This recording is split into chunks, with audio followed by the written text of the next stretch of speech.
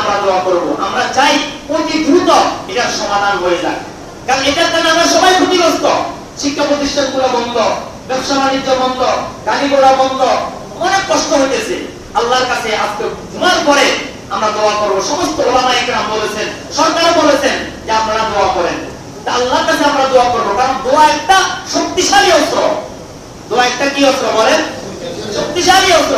হাদিসে কুদসির মধ্যে আসছে আল্লাহ পাক রব্বুল আলামিন জমিন বানাইছেন। জমিন বানানোর পরে জমিন ঘুরতেছে। জমিন কি করতেছে বলেন? ঘুরতেছে।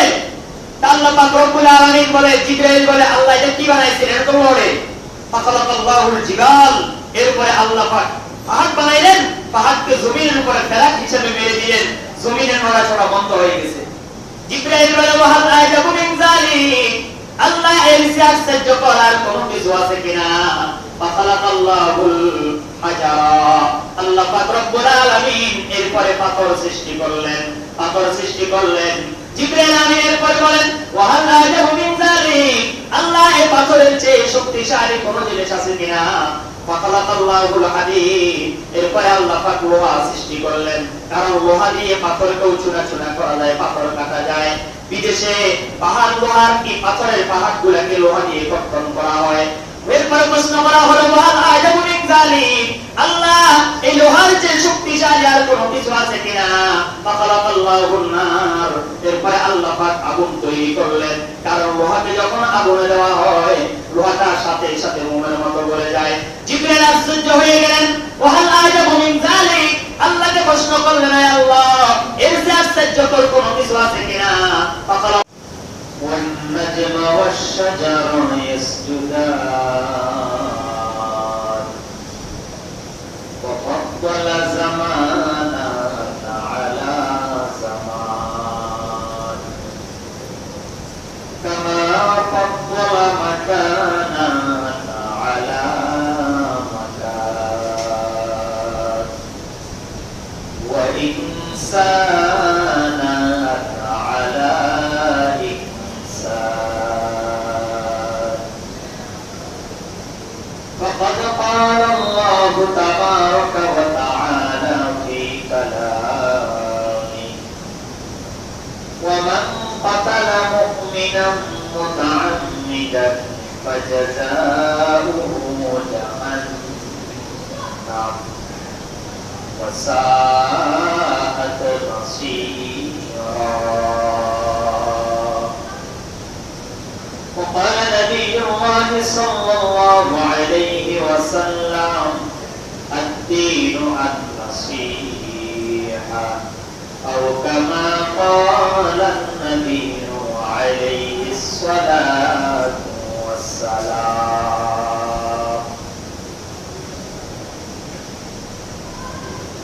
तेरे पेश नजर गुंबद खजरा है हरम है, तेरे पेश नजर गुंबद खजरा है हरम है, शुक्र खुदा सामने महराब नबी है, तेरे शुक्र खुदा सामने महराब नबी है। महराब नबी है कि कोई दूर तजल्ला, दिल शौक से रोबीज और आंखों भी नम है। रब रब में मोहब्बत हो रसूल अरबी की, रब रब में मोहब्बत हो रसूल अरबी की, जन्नत के खजाइन का यही बैया सनम है, जन्नत के खजाइन का यही बैया सनम है। ला इलाहा इल्लल्लाह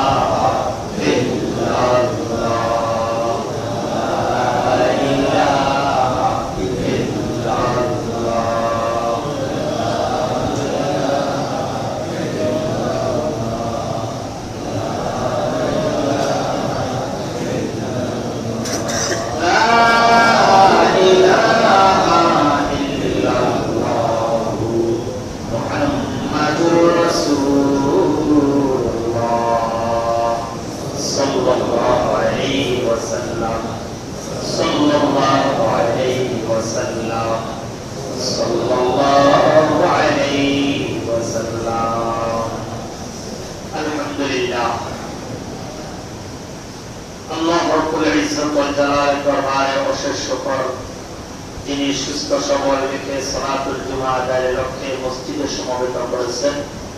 কালিমাতুশ শুকর আদায় করব, আলহামদুলিল্লাহ। প্রিয় হাজিরিন, আমরা আলোচনা করতেছিলাম সন্তানদের প্রতি মাতা পিতার কর্তব্য এবং দায়িত্ব পালনীয় সম্পর্কে। আমরা গত জুমায় বলেছিলাম যে সন্তানের প্রতি মাতা পিতার যে দায়িত্ব, তার মধ্যে 1 নাম্বার দায়িত্ব হলো পিতার উপর। পিতা যখন বিবাহ করবে তখন একজন নেককার নারীকে নিজের স্ত্রী হিসাবে বাছাই করবে। গত জুমার শেষ প্রান্তে আমরা বলেছিলাম কারো ঘরে যদি বদকার নারী চলে আসে তখন কি করণীয়। আপনি জেনে শুনে আপনার সাধ্য অনুযায়ী খোঁজ খবর নিয়ে আপনি বিবাহ করেছেন, তবে ভাগ্যক্রমে ওই মহিলাটা বদকার পড়ে গেছে। এখন এই সময়ে আপনার কি করণীয়, এই বিষয়ে আমি আপনাদেরকে হযরত ইব্রাহিম আলাইহিস সালাতু ওয়াস সালামের একটা ঘটনা বলবো। হযরত ইব্রাহিম আলাইহিস সালাতু ওয়াস সালামের স্ত্রী ছিলেন 2 জন। প্রথম ছিল সারা, দ্বিতীয় হলো হাজেরা। সারা ছিল বন্দা, কোনো ছেলে মেয়ে হয়নি। হযরত হাজেরা আলাইহিস সালামের ঘরে প্রথম সন্তান হলেন হযরত ইব্রাহিম ইসমাঈল, দ্বিতীয় সন্তান হলেন হযরত ইসহাক।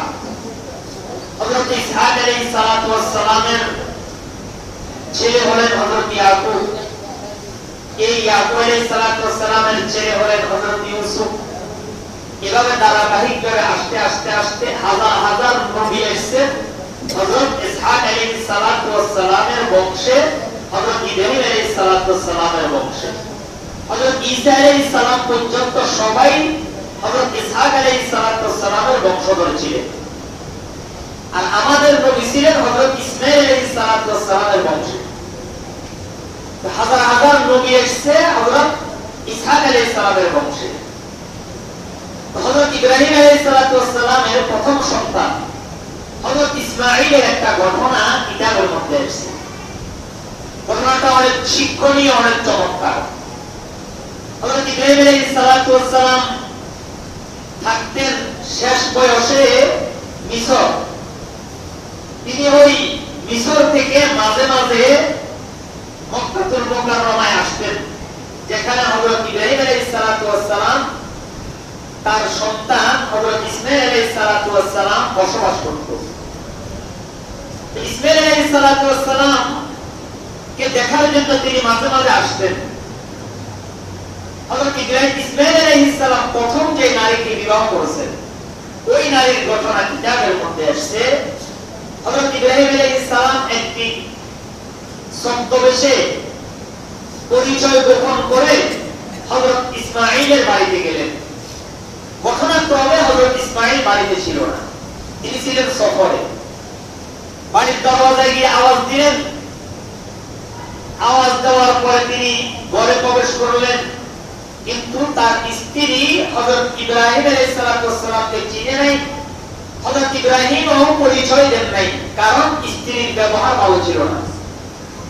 সুন্দর সমাদর করা, ভালো কথা বলা, মেহমানদারি করা, এগুলো কিছু করে নাই। হযরত ইব্রাহিম আলাইহিস সালাতু ওয়াস সালাম মনে ব্যথা পেয়েছেন। মনে ব্যথা পেয়ে যাওয়ার সময় বলছেন যে আমার ছেলে আসবে বলিও সে যেন তার ঘরের চৌকাঠ পরিবর্তন করে। হযরত ইব্রাহিম আলাইহিস সালাম চলে গেলেন। হযরত ইসমাঈল বাড়িতে আসলেন। আসার পরে তিনি তো নবী ছিলেন, তিনি বুঝছেন ঘরের অবস্থা দেখিয়া তার কাছে ইলহাম হয়েছে যে তার বাড়িতে কোন এক আল্লাহর ওলির আগমন হয়েছে। তিনি জিজ্ঞেস করলেন বাড়ি থেকে কেউ এসেছে? বলে হ্যাঁ এসেছে। বলে কি বলেছে? বলে কিছুক্ষণ ছিল, যাওয়ার সময় বলেছে সে যেন ঘরের চৌকাঠ পরিবর্তন করে। হযরত ইব্রাহিম নবী, হযরত ইসমাঈলও কি বলেন নবী। নবীর কথা নবী বুঝে। হযরত ইসমাঈল বুঝছেন যে আমার পিতা চাইছেন আমার ঘরে যে স্ত্রী আছে এই স্ত্রীটা ভালো না, এটাকে তালাক দিতে হবে। হযরত ইসমাঈল আলাইহিস সালাতু ওয়াস সালাম এই স্ত্রীকে তালাক দিয়ে দিয়েছেন। তার কথা অনুযায়ী বুঝলেন না? কার কথা অনুযায়ী? বাপের কথা অনুযায়ী, পিতার কথা অনুযায়ী। এরপর তিনি আরেক বিবাহ করছেন। হযরত ইব্রাহিম আলাইহিস সালাম আবার সফরে এসেছেন। আসার পরে বাড়ির দরজায় গেলেন, আওয়াজ দিলেন, দরজা খোলা হলো, সালাম দিল, সুন্দর ব্যবহার দিল, পরে বসালো, নাস্তা করালো, এমনকি কিতাবে লেখে ওই বৃদ্ধ মানুষটাকে পেয়ে বলল, আপনি তো মুসাফির মানুষ, পরিচয় দেয় নাই, আমি তোমার শ্বশুর, এটা বলে নাই। বৃদ্ধ মানুষ সফর থেকে এসেছেন, শীতকাল ছিল। হযরত ইসমাঈলের স্ত্রী গরম পানি করে হযরত ইব্রাহিম আলাইহিস সালামকে গোসল করায় দিয়েছে। সুবহানাল্লাহ। হযরত ইব্রাহিম আলাইহিস সালাম এই আচরণে খুশি হয়েছেন নাকি নারাজ হয়েছেন? খুশি হয়েছেন। যাওয়ার সময় বলছেন, আমার ছেলে আসতে বলিও সে যেন মৃত্যু পর্যন্ত এই চৌকাঠ পরিবর্তন না করে। সুবহানাল্লাহ। হযরত ইব্রাহিম আলাইহিস সালাম সফর থেকে আসলেন। আসার পরে তিনি বুঝলেন ঘরে কোনো আল্লাহর ওলির আগমন হয়েছে। স্ত্রীকে জিজ্ঞাসা করে, বলে, আমার স্ত্রী, আমার ঘরে কোনো মানুষের আগমন হয়েছে কিনা? বলে, হ্যাঁ, একজন মুসাফির মানুষ এসেছে, বৃদ্ধ মানুষ। বলে, তুমি কি করেছো? বলে, আমি তাকে যথাসাধ্য সমাধান করেছি, আমি তার সেবা যত্ন করেছি, তাকে আমি শীতকালে গরম পানি দিয়ে গোসল করিয়ে দিয়েছি। বলে, কি বলে গেছে? বলে, যাওয়ার সময় বলে গেছে মৃত্যু পর্যন্ত যেন আমি ঘরের চৌকাঠ পরিবর্তন না করি। হযরত ইসমাঈল বুঝে গেলেন, এবার তার পিতা তার কাছে আদেশ করেছেন, এখন তোমার ঘরে যে স্ত্রীটা আছে, এই স্ত্রী আবেদা, তাহেরা, মুত্তাকিয়া, সালেহা, আল্লাহওয়ালা, এই স্ত্রীর সাথে যদি তুমি থাকো, স্ত্রীর সাথে তুমি জান্নাতে যেতে পারবে, তোমার জীবন সুন্দর হবে। তুমি ভুলেও তাকে তালাক দিও না, তার সাথে জীবন যাপন করো। সুবহানাল্লাহ। আরে কি বুঝলেন? স্ত্রী বক্তার হলে তালাক দিতে হবে। নিরুপায় যখন হয়ে যাবেন তখন, তার মানে কি প্রথম দিনে তালাক দিবেন না। কোরআনে কারীমে আল্লাহ পাক রব্বুল আলামিন কৌশল শিখিয়ে দিয়েছেন, যখন স্ত্রী বক্তার হবে, কথা শুনবে না, তাকে তুমি বুঝাও, তাকে তুমি বুঝাও, সে বুঝে না, তার গার্ডিয়ান আছে না নাই? ফাআসলিহু বাইনাহুমা, আল্লাহ পাক রব্বুল আলামিন বলে, দুইজনের মধ্যখানে যদি বনাবনি না হয়, তাহলে দুইজনের যে গার্ডিয়ান আছে, গার্ডিয়ান পর্যায়ে তোমরা বৈঠক করো, বৈঠক করে তোমরা উভয়জনের মাঝে সমঝোতা করে দাও, উভয়জনের মাঝে তোমরা মিল মহব্বত তৈরি করার জন্য চেষ্টা করো। এরপর আল্লাহ পাক বলেন, যদি দেখো না মিল মহব্বত হচ্ছে না, তখন তোমরা তাদেরকে বিচ্ছিন্ন করে দাও, আলাদা করে দাও। আল্লাহ পাক রব্বুল আলামিন বুঝাইছেন, যদি স্ত্রী বক্তার হয়, প্রথমে আপনার দায়িত্ব হলো চেষ্টা করা, আল্লাহর কাছে দোয়া করা। এমনকি রাসূল বলেছেন, তোমার স্ত্রী যদি তোমার কথা অমান্য করে, তুমি তাকে হালকা মৃদু ধরনের তুমি তাকে প্রহার করো। কিভাবে প্রহার করবা? উলামায়ে কেরাম লেখেন, হাতের বিগত পরিমাণ, হাতের কবজি পরিমাণ, সোয়াদ পরিমাণ তুমি ছোট একটা ব্যাট নিয়ে তাকে হালকা দিয়ে একটা মারি দিবে। একেবারে জুলুমের মতো বড় লাঠি নিয়ে তাকে তুমি প্রহার করবা, এই অনুমতি ইসলাম তোমাকে দেয় নাই। না মিললে তুমি তাকে হালকা প্রহার করো, যদি ভালো হওয়ার হয়ে যাবে, আর যদি না হয় তাহলে তুমি তার সাথে সম্পর্ক ছিন্ন করো। আর স্ত্রী যদি বক্তার হয়, যদি আপনি বক্তার হওয়ার পরে ধৈর্য ধারণ করেন, এই জন্য আল্লাহ পাক রব্বুল আলামিন আপনাকে পুরস্কার দিবেন। একজন বুজুর্গের ঘটনা কিতাবের মধ্যে এসেছে। একজন বড় বুজুর্গ আল্লাহওয়ালা, তার স্ত্রী ছিল একেবারে বক্তার, তার স্ত্রী ছিল একেবারে বক্তার, চরিত্র বজ্রমান, যার চরিত্র ভালো নয়, চাল চলন ভালো নয়, কথাবার্তা ভালো নয়।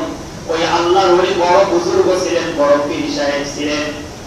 একদা তার বাড়িতে একদম তার মুরিদান আসছে।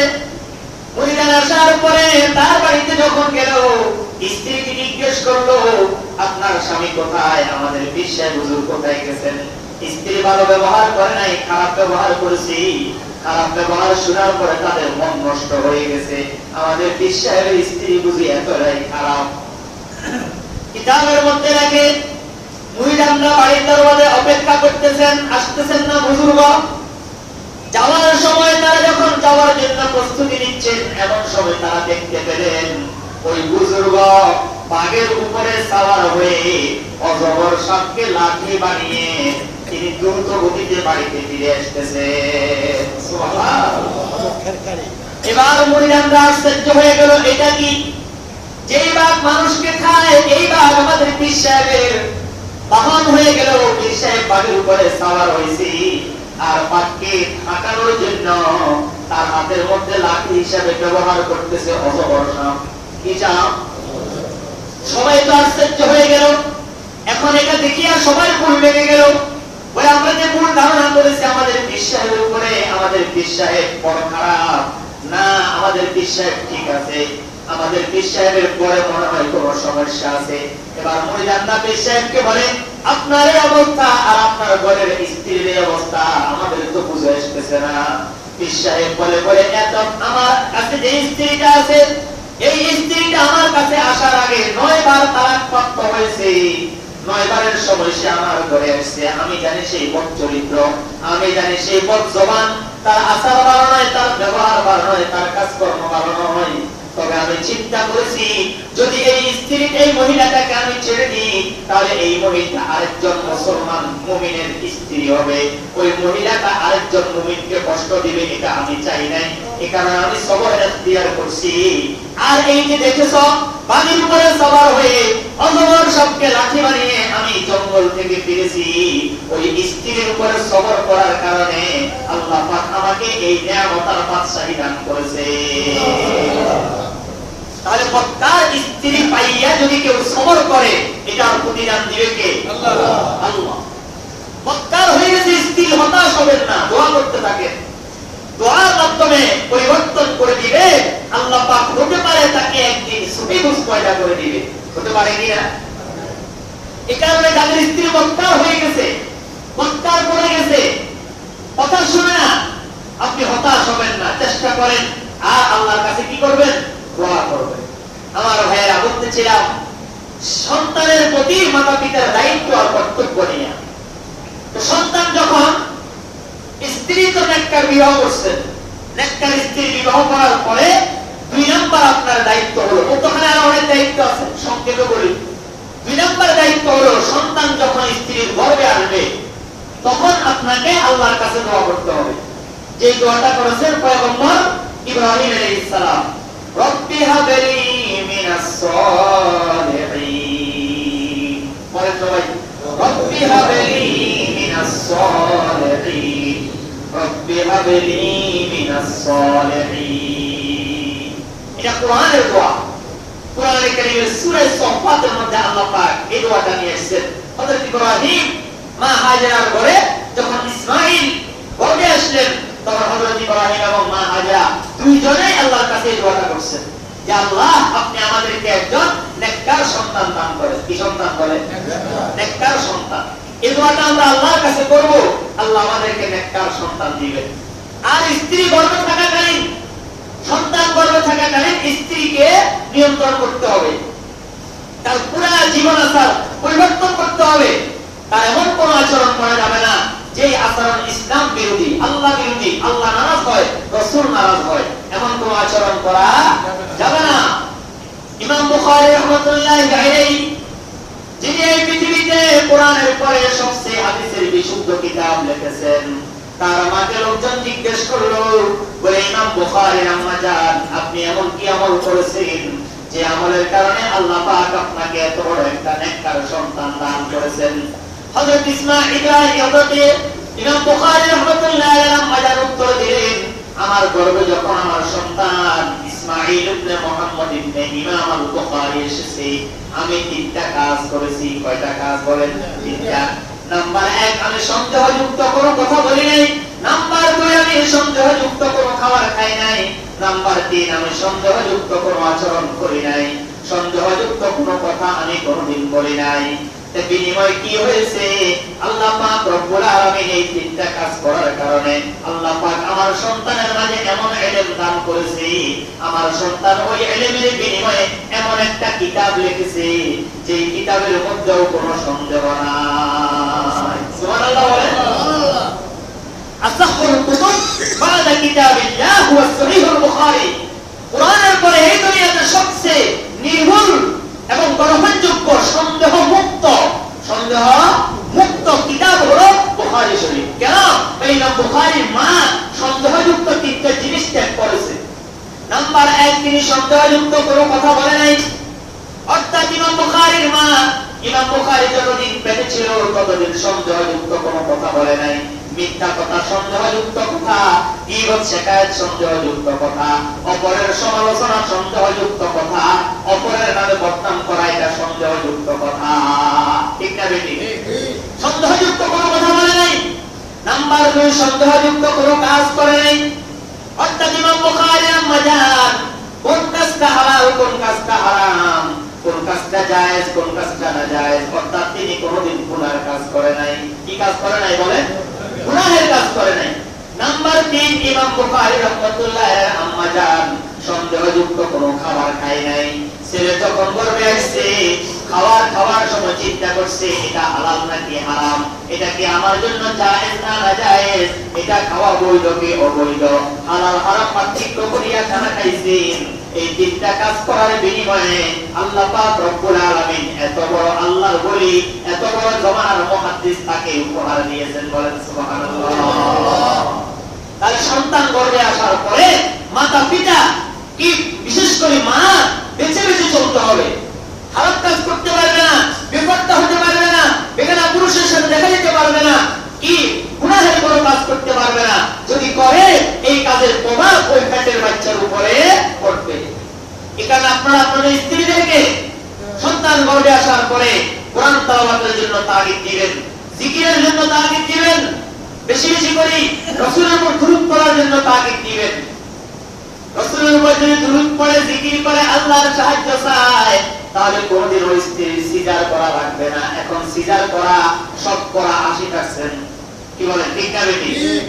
এখন যদি আল্লাহর উপরে পূর্ণ ভরসা থাকে, আল্লাহ বলে সুম্মাস সাবিলা ইয়াসসারা, ও দুনিয়া মায়েরা তোমরা হতাশ হইও না, তোমার ছেলে অনেক বড় কিন্তু তোমার ছেলে দুনিয়াতে আগমনের রাস্তাটা অনেক ছোট। আল্লাহ বলে সুম্মাস সাবিলা ইয়াসসারা, এটা কিভাবে আসবে? এটা আমি আল্লাহর কুদরতি হাতের মধ্যে আছে। আমি আল্লাহ সন্তান যখন আসার বের হওয়ার সময় হবে আল্লাহ বলে আমি ওই জায়গাটাকে প্রশস্ত করে দিব, তুমি চিন্তাও করতে পারবে না। তোমার চিন্তার বাইরে আমার সাহায্যে এটা দুনিয়াতে সুস্থভাবে আগমন করবে। সুবহানাল্লাহ। সন্তান মায়ের রাস্তা দিয়ে, সন্তান মায়ের জরায়ু থেকে বের হয়ে দুনিয়াতে স্বাভাবিকভাবে আসা, এই বিধানটা আপনি কেন আল্লাহর বিধানের উপর হস্তক্ষেপ করতে গেলেন? যখন সিজার ছিল না তখন দুনিয়াতে ছেলে মেয়ে আসছে কি আসে নাই? আর এখনো সিজার ছাড়া ছেলে মেয়ে আসে কি আসে না? এটা হচ্ছে ঈমানের ব্যাপার। বলেন কিসের ব্যাপার? ঈমানের ব্যাপার। মহিলা যদি আত্মবিশ্বাস থাকে যে না আমার ছেলে সিজার ছাড়া দুনিয়াতে আসবে, অবশ্যই সিজার ছাড়া দুনিয়াতে আসার ব্যবস্থা করে দিবে কে? আল্লাহ। এজন্য আমল করতে হবে, বেশি বেশি দুরূদ পড়তে হবে, বেশি বেশি কোরআন তেলাওয়াত করতে হবে। এখন তো আমাদের পুত্রবধূদের অবস্থা হইল, ছেলে যখন গর্ভে আসে ডাক্তার বলছে আপনি রেস্টে থাকবেন, এমন রেস্ট করে ওই সারাদিন বসে বসে টেলিভিশন দেখে। বলে তুমি কি করো? বলে সময় কাটতেছে না, সারাদিন বসে দেখতে ভালো লাগে না, টেলিভিশন দেখে, ইউটিউব দেখে, নাটক দেখে। কি বলেন? সত্য বলছি না মিথ্যা বলছি? বসে বসে গুনাহ করতেছে, তো গুনাহ করলে আল্লাহ নারাজ হলো নাকি খুশি হলো? নারাজ হয়ে গেল। তো এটা সিজার করা এটা আল্লাহর নারাজির একটা ফসল, আল্লাহর নারাজির একটা কারণ। বলে ঠিক না বেটি? নাম্বার 2, এবার ছেলে সন্তান যখন দুনিয়াতে আগমন করবে, আগমন করার পরে এবার মাতা পিতার 1 নাম্বার দায়িত্ব হলো সন্তান দুনিয়াতে আগমন করার সাথে সাথে সন্তানের ডান কানে আযান, বাম কানে ইকামতের ব্যবস্থা করে দেওয়া। রাসূল আকরাম সাল্লাল্লাহু আলাইহি ওয়াসাল্লাম বলেন, عن عبيد الله بن أبي رافع عن أبيه قال رأيت رسول الله صلى الله عليه وسلم أذن في أذن الحسن بن علي حين ولدته أمه فاطمة بالصلاة।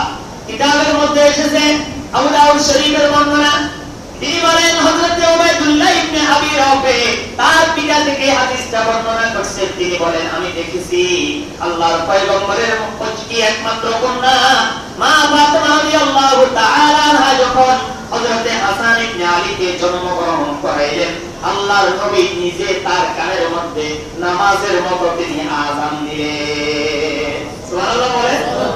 তাই আযান দেওয়ার শিক্ষা সরাসরি নবী দিয়েছেন।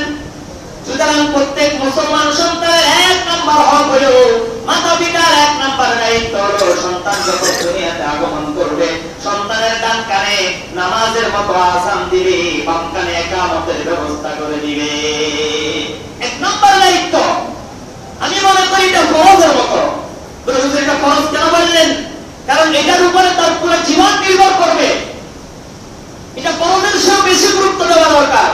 কারণ সন্তান দুনিয়াতে আগমন করার পরে তার কানের মধ্যে সর্বপ্রথম যদি আল্লাহর নাম উচ্চারিত হয়, এই সন্তান কোনদিন আল্লাহর কথার বাইরে যাইবে না।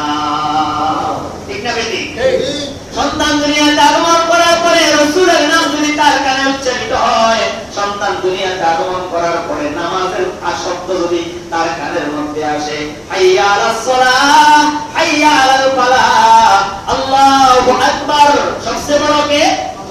সন্তানের কানের মধ্যে যদি আল্লাহু আকবারের ধ্বনি আপনি পৌঁছাই দিতে পারেন, উলামায়ে কেরাম বলেন এই যে তার কানের মধ্যে প্রথম শব্দ আল্লাহু আকবার পৌঁছেছে, এই বাচ্চা পুরা জীবন আল্লাহ পাক রব্বুল আলামিনকে বড় মেনে আল্লাহর হুকুম মতো চলার জন্য রাস্তা সহজ করে দিবে কে?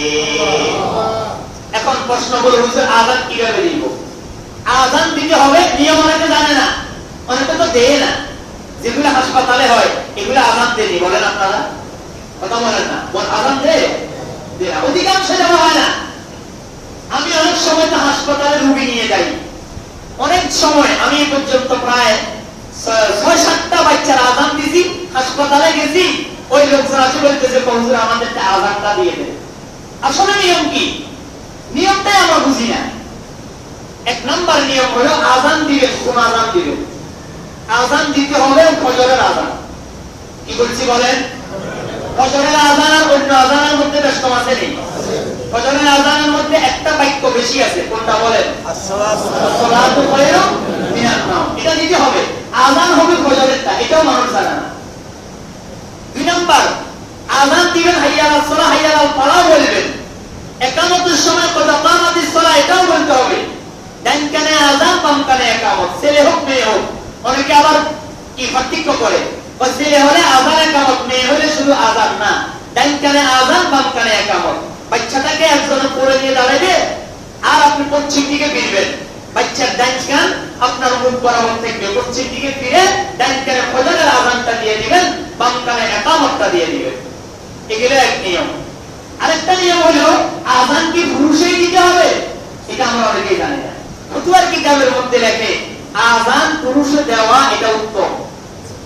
কারণ পৃথিবীতে কোন মহিলা মুয়াজ্জিন আছেনি? বলেন, কথা বলেন, আছেনি? নাই।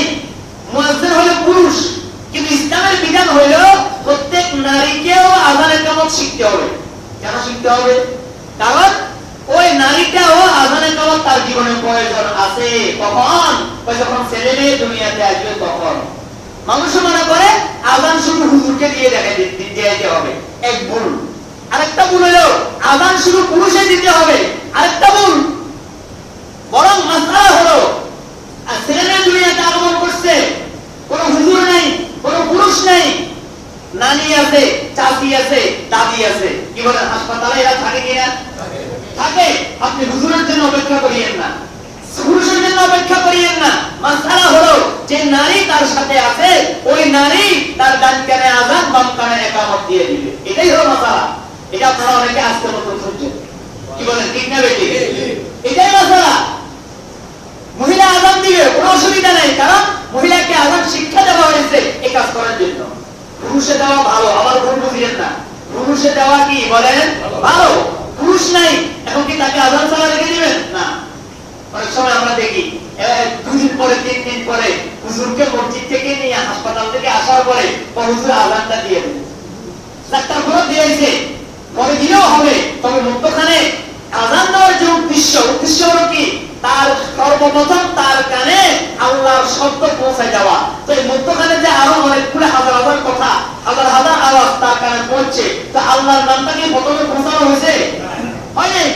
এই কারণে দুনিয়াতে আসার পর পরেই তাকে আযান দিয়ে দিতে হবে। কোনো পুরুষ না থাকলে মহিলা দিবে। কি বলে ঠিক না বেটি? আমল করবেন না আজকে থেকে ইনশাআল্লাহ। এই এতদিন মাসালা জানেন না, আজকে মাসালা জানছেন, এখন থেকে এভাবে আমল করবেন। বলে দিবেন বলে তোমরা যে কোনো একজনে আযান দিয়ে দাও, তাহলে এই সুন্নতটা আদায় হবে। দেরি করবেন না আমার ভাইয়েরা। শেষ আলোচনা শেষ। আজকে বৃষ্টির কারণে আমাদের মুসল্লিরা আসতে লেট হয়েছে।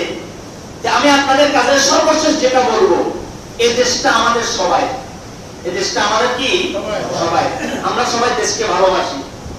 দেশকে ভালোবাসা ঈমানের অঙ্গ। হুব্বুল ওয়াতান মিনাল ঈমান। এই দেশে মানে এই গত 2 সপ্তাহ ধরে যেটা চলতেছে, এটা আমরা কেউ চাই না। কি বলে চাই? আমাদের সরকারও চায় না, আমরাও কেউ চাই না। এখানে যে কোনো রাজনৈতিক বক্তব্য না। আমি কি বলি ভালো করে বুঝেন। সরকারও চায় না এই পরিস্থিতি থাকুক, আমরাও চাই না এই পরিস্থিতি থাকুক। কারণ এটার কারণে আমাদের সবাই আমরা ক্ষতিগ্রস্ত। কি বল ক্ষতিগ্রস্ত কিনা? এখন আমাদের কি করণীয়?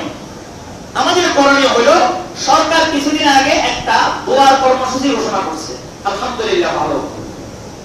দোয়ার কর্মসূচি যারা শহীদ হয়েছে, পুলিশও মারা গেছে, ছাত্রও মারা গেছে, নিরপরাধ মানুষও মারা গেছে। মারা গেছে কিনা? পুলিশও আহত হয়েছে, ছাত্রও আহত হয়েছে, নিরপরাধ মানুষও আহত হয়েছে। এখন এই মুহূর্তে আমাদের কিছু করণীয় আছে কি নেই? কি করণীয়? করণীয় হলো দোয়া। 1 নম্বর করণীয় কি বলেন? দোয়া। তাহলে দোয়া কি করব? কারো বিরুদ্ধে আমাদের অভিযোগ নাই। আমরা আল্লাহকে বলবো, আল্লাহ আমরা হানাহানি চাই না, মারামারি চাই না, কাটাকাটি চাই না, রক্তপাত চাই না, কোন মায়ের বুক খালি হোক, এটা আমরা চাই না। কি বলেন? চাই। যে ছেলেগুলো মারা গেছে তাদের মাতা পিতার ঘরে শোকের আগুন বই গেছে। কি বলেন ঠিক না বেঠিক? আচ্ছা, যে পুলিশ মারা গেছে তার পরিবার আছে না নাই? তাদের ঘরে কি শোক নাকি আনন্দ? তাহলে পুলিশ মারা গেছে এই কারণে তার পরিবার ব্যথিত, ছেলে মারা গেছে এই কারণে তার পরিবার ব্যথিত। আমাদের কাছে সবাই সমান। মেট্রো রেল, পদ্মা সেতু, পুলিশ বক্স, ফ্লাইওভার, এগুলা যেমন দেশের সম্পদ, পুলিশও দেশের সম্পদ। কথা বলে না, পুলিশ দেশের কি সম্পদ? তারা মানুষ নয়? এরপরে ছেলে যেগুলো মারা গেছে এগুলো দেশের সম্পদ কিনা? তাহলে আমাদের কাছে সবগুলা সমান। বলেন আমাদের কাছে সবগুলা কি সমান? রাষ্ট্রের সম্পদও সম্পদ, রাষ্ট্রের আসবাবও সম্পদ, রাষ্ট্রের প্রশাসনের দায়িত্বে যারা আছেন তারাও সম্পদ, রাষ্ট্রের প্রত্যেকটা নাগরিক এটা তারাও দেশের কি সম্পদ। আমরা আল্লাহকে বলবো, আল্লাহ রাষ্ট্রের কোনো ক্ষতি হোক, দেশের কোনো ক্ষতি হোক, জনগণের কোনো ক্ষতি হোক, আল্লাহ আমরা এই পরিস্থিতি চাই না। আচ্ছা, আমরা সবাই যদি আল্লাহর কাছে দোয়া করি, আল্লাহ পাক এই যারা আন্দোলন করতেছে আর যাদের কাছে দাবি করতেছে, সরকারের কাছে দাবি করতেছে আর তারা আন্দোলন করতেছে, উভয়ের দিলের মধ্যে যদি আল্লাহ পাক রহম পয়দা করে দেয়, তাহলে এটার একটা সুন্দর সমাধান হবে কি হবে না? অথবা হবে কি হবে না? এই জন্য কি করতে হবে? দোয়া করতে হবে। কোনো পক্ষ বিপক্ষ নয়। আল্লাহকে বলবেন, আল্লাহ যে পরিস্থিতি চলতেছে এই পরিস্থিতি আমরা চাই না। আল্লাহ গো, দেশের স্বার্থে, ইসলামের স্বার্থে, মানবতার স্বার্থে আল্লাহ তুমি আমাদেরকে এই পরিস্থিতি থেকে উদ্ধার করো। আমাদের দায়িত্ব হয়ে যাচ্ছে আপনার দোয়া করা। পুলিশ অনেকে আহত হয়ে হাসপাতালে আছে, আছে না? ছেলেরা অনেকে আহত হয়ে হাসপাতালে আছে, আছে না? সবাই আমাদের কাছে সমান। আমরা যারা আহত হয়েছে তাদের সুস্থতার জন্য দোয়া করব। আর যারা দুনিয়া থেকে চলে গেছে আল্লাহ পাক যেন তাদেরকে শহীদ মর্যাদা দান করে। বলেন না আমিন? তাদের জন্য আমরা দোয়া করব। আমরা চাই অতি দ্রুত এটার সমাধান হয়ে যাক। কারণ এটার কারণে আমরা সবাই ক্ষতিগ্রস্ত। শিক্ষা প্রতিষ্ঠানগুলো বন্ধ, ব্যবসা বাণিজ্য বন্ধ, গাড়ি ঘোড়া বন্ধ, অনেক কষ্ট হইতেছে। আল্লাহর কাছে আজকে জুমার পরে আমরা দোয়া করব। সমস্ত ওলামায়ে কেরাম বলেছেন, সরকার বলেছেন যে আপনারা দোয়া করেন। তা আল্লাহর কাছে আমরা দোয়া করব, কারণ দোয়া একটা শক্তিশালী অস্ত্র। দোয়া একটা কি অস্ত্র বলেন? শক্তিশালী অস্ত্র। হাদিসে কুদসির মধ্যে আসছে আল্লাহ পাক রব্বুল আলামিন জমিন বানাইছেন। জমিন জমিন বানানোর পরে জমিন ঘুরতেছে। জমিন কি করতেছে বলেন? ঘুরতেছে। তা আল্লাহ পাক রব্বুল আলামিন বলে, জিবরাইল বলে, আল্লাহ এটা কি বানাইছেন? এটা তো লড়ে। ফাখালাকাল্লাহুল জিবাল। এরপরে আল্লাহ পাক পাহাড় বানাইলেন, পাহাড়কে জমিনের উপরে ফেরাক হিসেবে মেরে দিলেন, জমিনের নড়াচড়া বন্ধ হয়ে গেছে। জিবরাইল বলে, ওয়াহাল আজাবু মিন যালিক, আল্লাহ এর চেয়ে আশ্চর্য করার কোনো কিছু আছে কিনা? ফাখালাকাল্লাহুল হাজারা।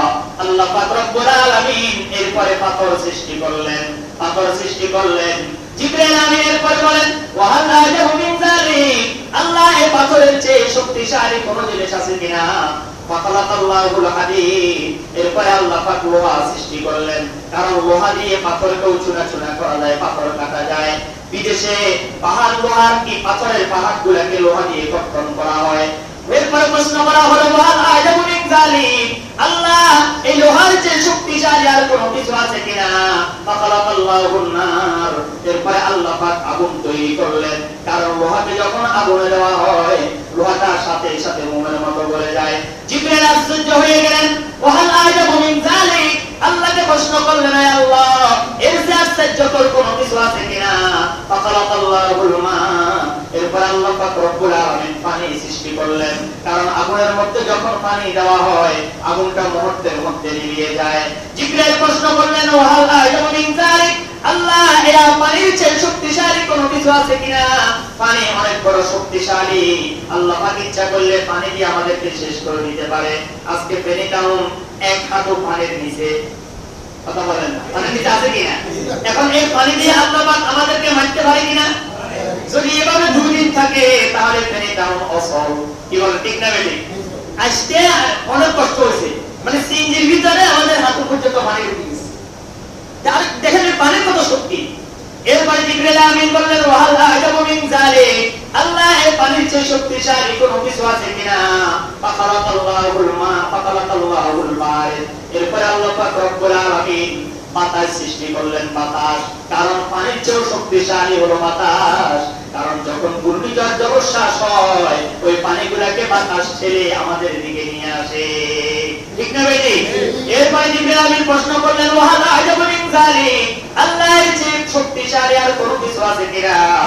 আল্লাহ পাক রব্বুল আলামিন বললেন ওয়া কলবুল মুমিন, জিবরাইল বাতাসের চেয়েও সবচেয়ে বড় শক্তিশালী হলো মুমিনের কলব, কারণ মুমিন যখন কলব দিয়া অন্তর দিয়া আমার কাছে কোন দোয়া করে আমি আল্লাহ পাক রব্বুল আলামিন ওই দোয়ার কারণে আমার সিদ্ধান্ত পরিবর্তন করি। সুবহানাল্লাহ। এই কারণে দোয়া আমাদের বড় অস্ত্র, দোয়া আমাদের বড় অস্ত্র। হাসরের ময়দানে অধিকাংশ মানুষ জাহান্নামী হবে বান্দার হক নষ্ট করার কারণে। এখানে কারো মনে কষ্ট দিবেন না, কাউ কন্যাভাবে হত্যা করলেন, কাউ কন্যাভাবে জুলুম করলেন, আর সে যদি আল্লাহর কাছে হাত তুলে বলে এটা আপনার জাহান্নামে যাওয়ার জন্য যথেষ্ট হয়ে যাবে। এই কারণে আল্লাহ পাক আমাদের সবাইকে সমতল থাকার তৌফিক দান করেন, আমরা যেন সবাই সবার হক আদায় করে চলতে পারি। হাসরের ময়দানে যেন বান্দার হকের কারণে আল্লাহর আদালতের কাঠগড়ায় আমাদেরকে দাঁড়াতে না হয়। আল্লাহ পাক আমাদের সবাইকে হেফাজত করেন। ওয়া মা তাওফীকি ইল্লা বিল্লাহ। যারা কবর জমা করেন না সেটা কাট করে।